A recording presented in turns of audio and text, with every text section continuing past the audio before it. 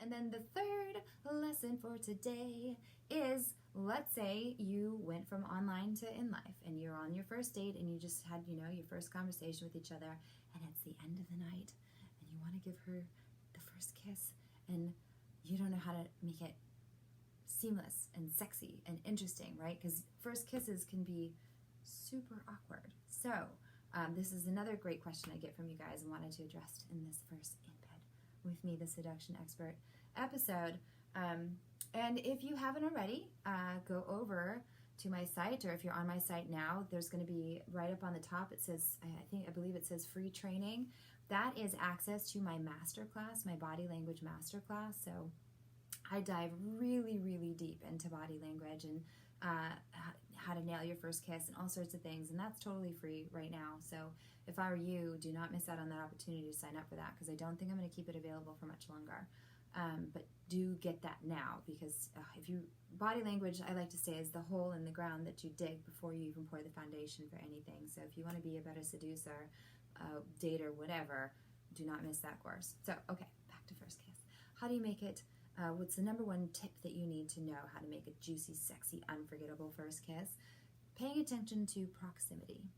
So if you're on a first date with someone, and if you have followed my course and you followed my advice, you are not sitting across from each other at a dining table, you are not sitting in a movie theater, you are not sitting somewhere where you guys have zero opportunity to actually interact with each other.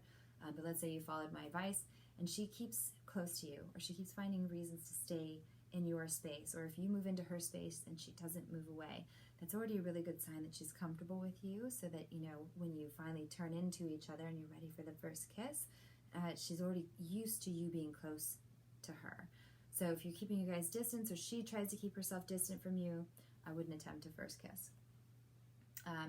Yes, and then I know I said it was one tip, but I'll give you the second one. It's also establishing physical touch early on. So I have a whole module about escalation in my course that you don't want to miss.